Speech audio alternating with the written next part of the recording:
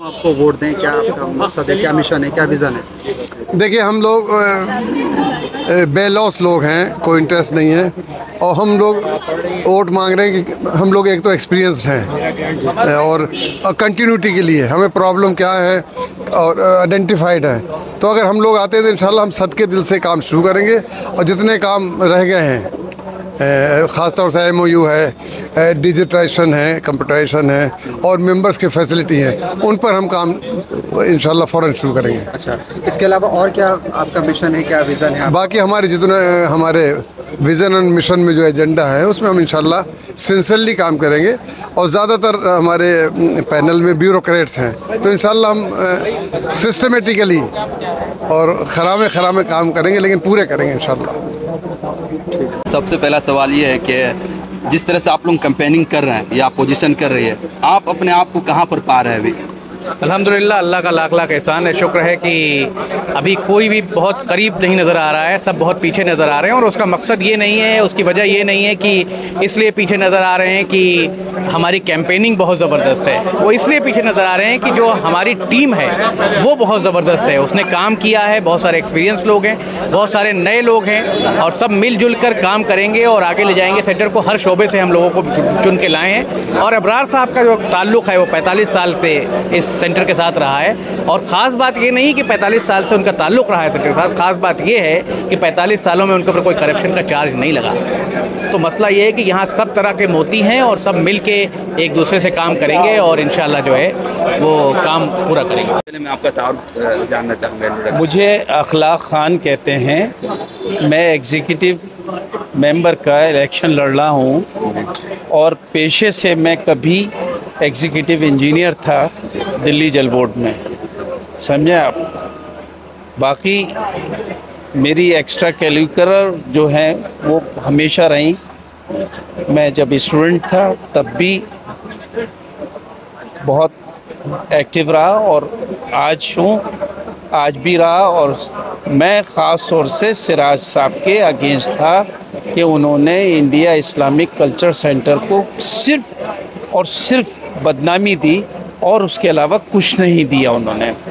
वो अपने ज़ाती मफाद के लिए वहाँ आते थे, बैठते थे और काम करते थे। और उनके पीछे जो हमारी टीम थी उनको बोलने का हक छीन रखा था, क्योंकि वो वन मैन शो था। एरोगेंसी आप मुझसे ज़्यादा बेहतर जानते होंगे कि एरोगेंट बहुत थे वो, समझे आप। और कभी भी उन्होंने AGM में हमारे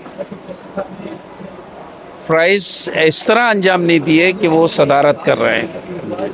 वो हमेशा ये चाहते थे कि सिर्फ़ और सिर्फ वन मैन शो हो और वो शो हो सिराज कुरैशी साहब का। सो फार एज सलमान खुर्शीद साहब इज़ कंसर्न, तो मैं ये बता दूं कि अनडाउटेडली वो एक अच्छे लॉयर हो सकते हैं, एक अच्छे पॉलिटिशियन हो सकते हैं, एक वर्सटाइल पर्सनालिटी हो सकते हैं, बट सो फार एज इस India Islamic Culture Centre is concern, he can not devote a single minute to that. एक सवाल ये होता है कि आपके पैनल के लोगों पे इल्ज़ाम लग रहा है कि सारे लोग उधर से आ गए हैं, सब उधर से बनाए हुए पके पकाए लोग आपके पैनल में आ चुके हैं। नहीं तो आखिर क्यों उधर से आ गए? सवाल तो ये है, सवाल ये थोड़ी है कि इधर आ गए, सवाल ये है कि उधर से क्यों आ गए।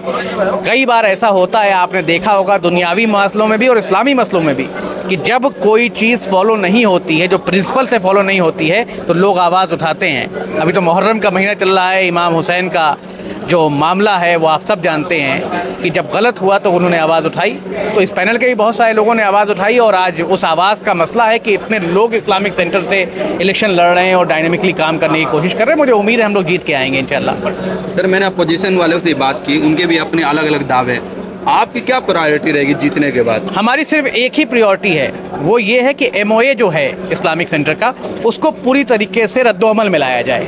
और दूसरी प्रायोरिटी हमारी ये है कि हमारी टीम जो कोई सियासी फ़ायदे या किसी बिजनेस के फ़ायदे के लिए नहीं काम कर रही है, खालिस कम्युनिटी ओरिएंटेड काम करना चाहती है। आप मुझे खुद जानते हैं, मैं पिछले कई सालों से कम्युनिटी ओरिएंटेड काम कर रहा हूँ। तो मसला ये है कि हम कम्युनिटी के लिए कुछ करना चाहते हैं, हम कौम मिल्लत के लिए कुछ करना चाहते हैं, हम मुल्क के लिए कुछ करना चाहते हैं। हमारा इसमें कोई फ़ायदा इन्वॉल्व नहीं है। हम तो सेंटर की मेरी बात करें तो हम तो सेंटर की 2 रुपए की चाय भी की भी तवक्को नहीं रखते कि सेंटर हमें दे। बस हमें ये मकसद है कि भाई ये जो सेंटर है ना, ये मुल्क के मुसलमानों और कम्युनिटी का एक रहनुमा बने, और सिर्फ ना मुल्क में, बैरूनी मुल्कों में भी जो है अगर आप जाएँ तो इस सेंटर की धमक सुनाई दे। हमें अगर लिंचिंग हो रही तो प्राइम मिनिस्टर से बात करनी है तो इस सेंटर के प्रेसिडेंट प्राइम मिनिस्टर से बात करें। अगर कोई गरीब मजलूम कहीं बस्ती पर कोई जुल्म हो रहा है तो उस जुल्म के खिलाफ जो है हमारा सेंटर आवाज़ उठाए। कहीं मदद की ज़रूरत है तो वहाँ सेंटर के लोग पहुँचें और मदद करें। सिर्फ ये एक क्लब ना बने, ये एक सेंटर बने जो मुल्क के लोगों को, जो आवाम को और जो सेकुलर फैब्रिक है इस मुल्क का उसको बचाए, और जो आपस में 2 भाई हैं उनको लड़ने से रोके और उनको आपस में मिलाए, इत्तेहाद कायम करे सेंटर। और हम जो इलेक्शन लड़ रहे हैं, हमारे अंदर ज़्यादातर लोग रिटायर्ड हैं, right from Abrar, my self, और मैक्सिमम लोग हम रिटायर्ड हैं, और सिर्फ हम सेवा करना चाहते हैं इस सेंटर की। इसके जो MOA है उसकी हम रखवाली करना चाहते हैं कि इसमें जो चाहे अपनी मर्जी से कोई चीज़ ना थोपे। सर, तो दूसरे चैनल वाले जिस तरह की उनकी तैयारी चल रही है, वो आपके लिए कितना चैलेंजिंग हो सकता है? चैनल वाले मीन्स पैनल वाले देखिए, ये इलेक्शन है, इलेक्शन में हम ये नहीं कह सकते कि वो हमें कंटेस्ट नहीं कर रहे या हमारी रेस में नहीं है, लेकिन ये फैक्ट है। मैं बहुत साफ गो इंसान हूँ और मैं सच पे मबनी बात करता हूँ कि हमारा पैनल इस वक्त सबसे आगे है। मुझे सलमान खुर्शीद साहब ने रुजू किया कि साहब बैठ के बात कर लें और उसका एक रास्ता निकाल लें। अहमियत काम से होती है। एक अदना सा इंसान जब काम करता है तो मुल्क का प्राइम मिनिस्टर बन जाता है, मुल्क का प्रेसिडेंट बन जाता है, अपने इलाके में मशहूर व मारूफ हो जाता है।